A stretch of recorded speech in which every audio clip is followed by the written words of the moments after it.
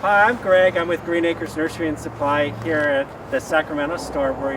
We're honored to have the Sierra Foothill Rose Society here, and we're going to talk about roses here. It's our bare root season right now, and Charlotte and Baldo are going to discuss how to pick out roses, how to select and that. And so we're really happy to have you here. And we grow a lot of our own product, but we bring these bare root roses in from companies like Weeks, Certified, and Star. And what we do is we get them in bare root. We're shipped to our Matsuda facility where they pot them up in these fiber plantable pea pots.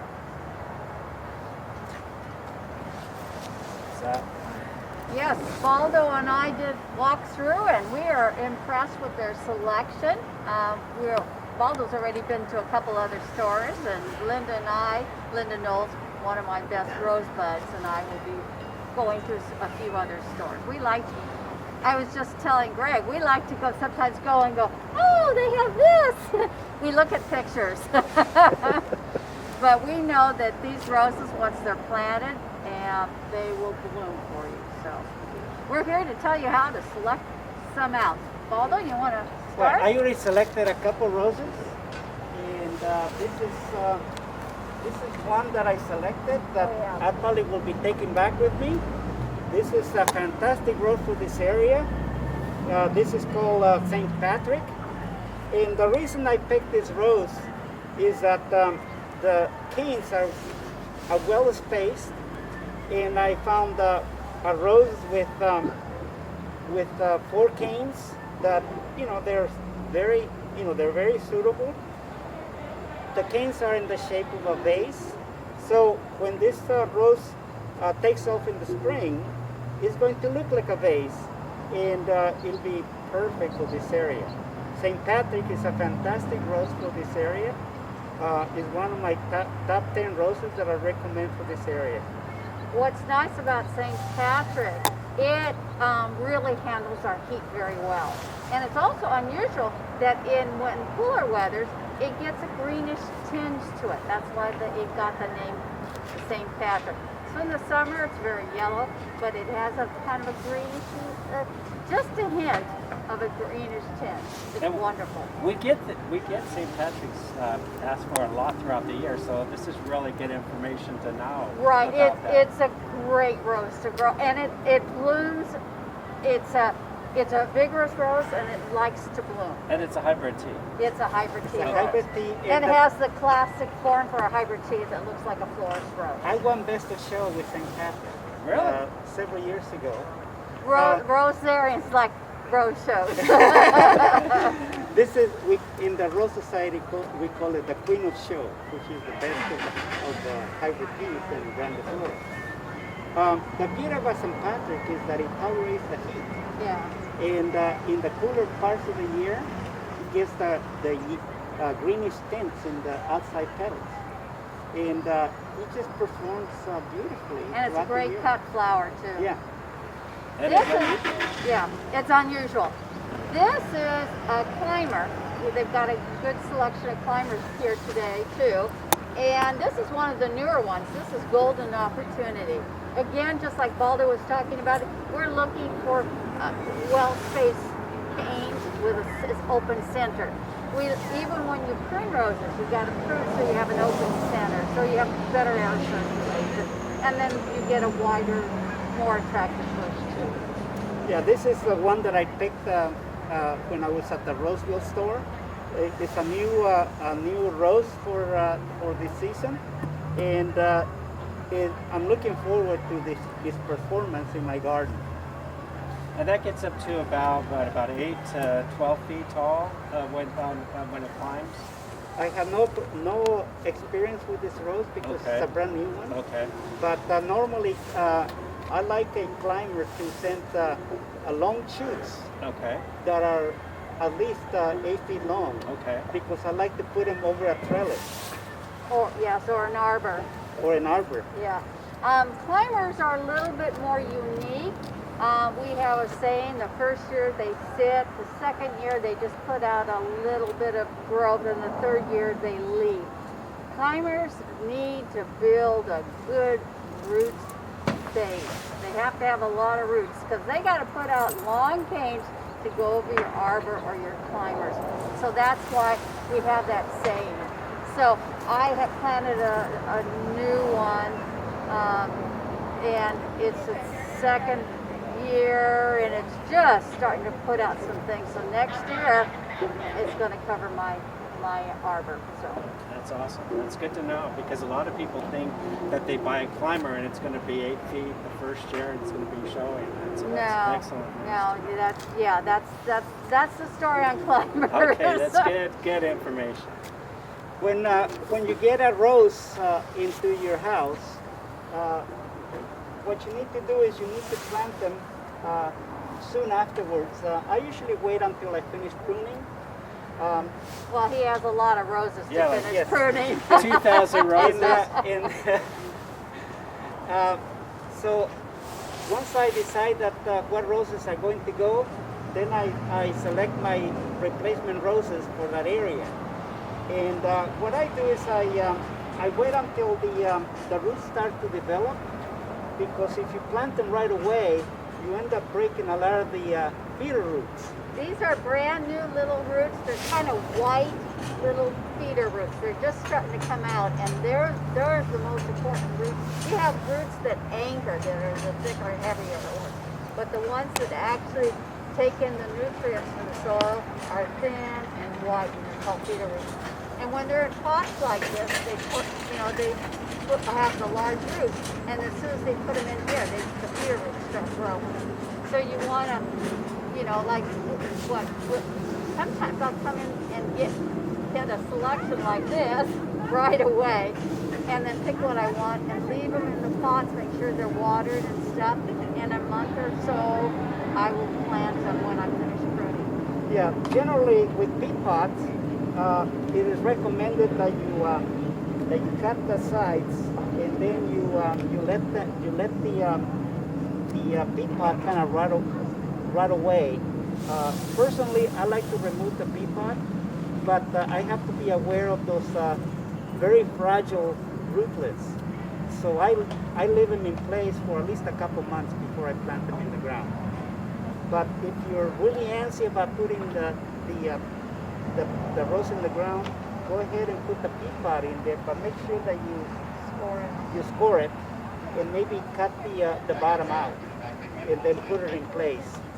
But be very careful with those very sensitive roots. Greg, what do you recommend? We recommend scarring them like you said, cutting them back on the sides and actually cutting the top lip off too, and the bottom as well. And in about 6 months after they're planted, the peat pot's usually pretty much decomposed. Correct. But that's great because we like the peat pot because a lot of these roses aren't available later on in the season, and so people get the opportunity to pick them up now, put them in, like you said, keep them for a couple of months, and then they can plant them, but at least they're assured that they're going to get the rose that they want. This is the time that you get the best selection of roses for the area. If you've been looking for a rose that is hard to find, this is the time to come and get them, because these roses are going to disappear in a couple months. Yeah, this is a time Rosarians, we like to look at rose catalogs, and we start doing that.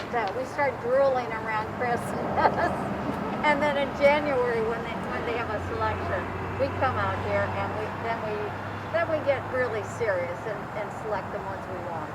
It's funny to see people get so excited about roses. We should sell drill cups as well because people get really excited about all these new roses. And I have seen people walk through the nursery with like Weeks Rose catalogs and such. Yep. And it's great to see. And then it's just amazing to see how excited they are when they see the rose that they want. Yeah.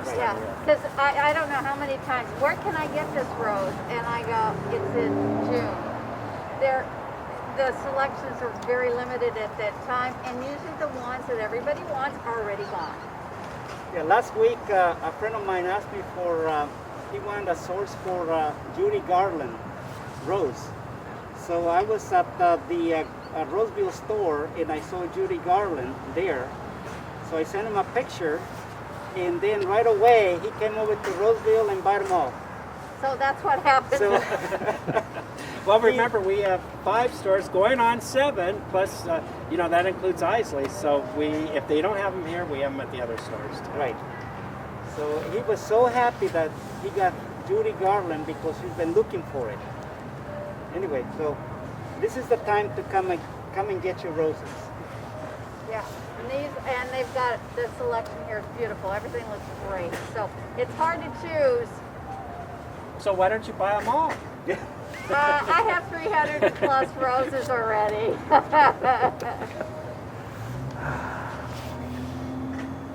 Okay. In other nurseries, you're going to see the new roses planted in plastic pots, 5-gallon pots. But again, personally, I like to leave them in the pots for a longer period of time because those roses need to come out of the pot. And when you take them out of the pot, you're going to break those roots, especially those new roots. So as a policy in my garden, and again, my garden, I let them stay in those plastic pots for several months more. Generally, April, May is when I plant them in the ground. What he's looking for is a tight root ball, and the roots will hold the soil ball together when he takes it out. Whereas the pea pot, you don't have to worry about that. You can plant it sooner. And since it still kind of holds the integrity of the soil that's in here, it's easier to transplant it. It's less disruptive to the plant and the new roots. We usually, as a nursery, and I know most other nurseries too, we usually run out of pea pots probably by February, mid to late February, and then March, April, and May is when we start getting plastic containers from growers that are wholesale that bring them into our nursery. Yeah, because you're going to be carrying them all through the summer. All till they through the get summer, yes. Yeah, and these are meant to be planted a little bit earlier, so the plant gets settled in a little bit sooner. But again, the selection isn't as good in the summer months, just because what we're relying on is the growers that we buy from. The wholesale growers will pick the roses and bring in what looks really nice. So we get a little different selection in the summertime. Yeah, like I say, we encourage you to come out and go to Green Acres or a nursery in your local area. We love Green Acres because they take very good care of their stock. Well, we love you guys too, so it's a mutual admiration But society. this looks gorgeous. This looks absolutely gorgeous. So we start drooling. Yeah, Green Acres has the best selection of roses in the area. Yes. So we highly recommend Green Acres. Well, we're family owned and we're local, and so we really appreciate that.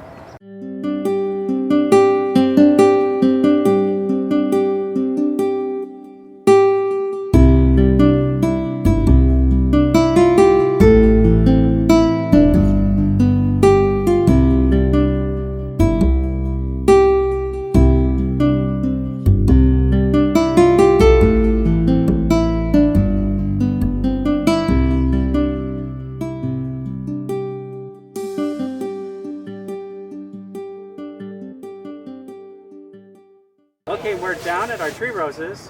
We carry 2 types. We carry our patios, which are the 24-inch, and we also have the 36-inch patio tree roses. Okay. I'm going to talk.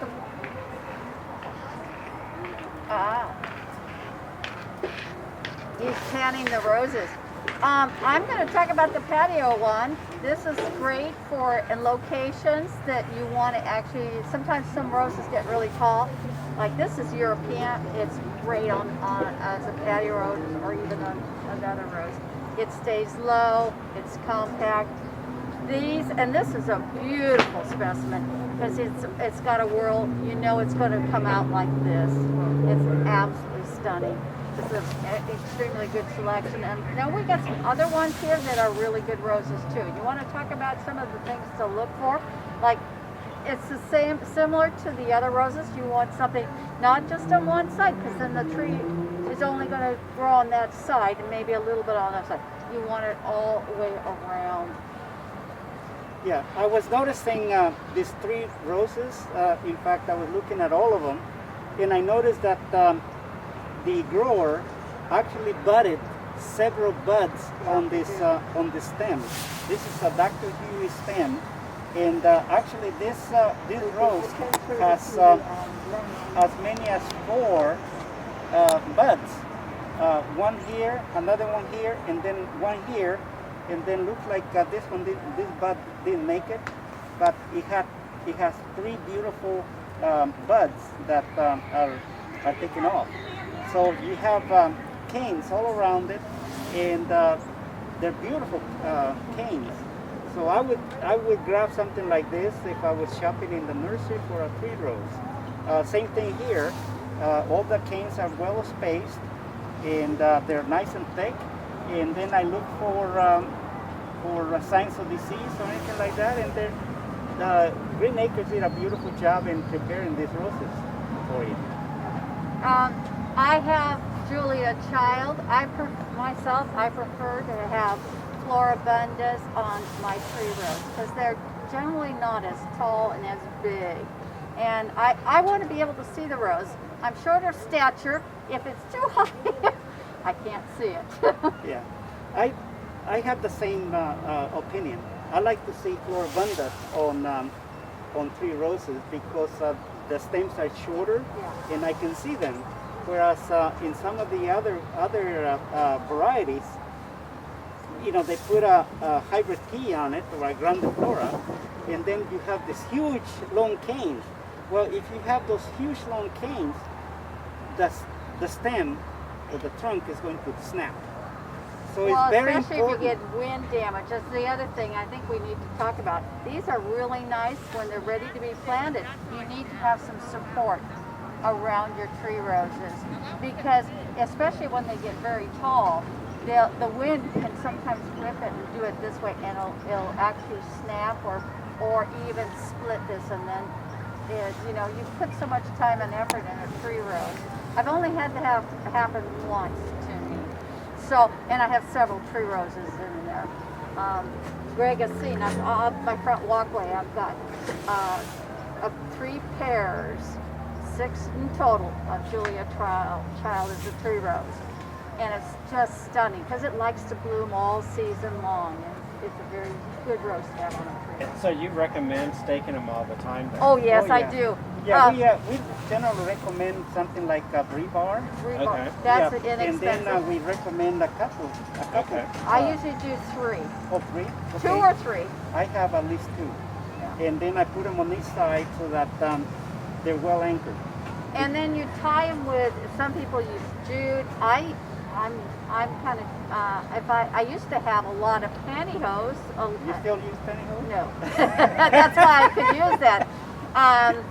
And the shorter little knee-high stockings, I use that, or I cut my pantyhose. It turns a nice brown shade. It's soft along so it doesn't rub here, and it's great. And I usually put my rebar about 6 inches from that, and I kind of wrap it around with my stocking, and I can cut it, trim it, and it stays there for years and years and years.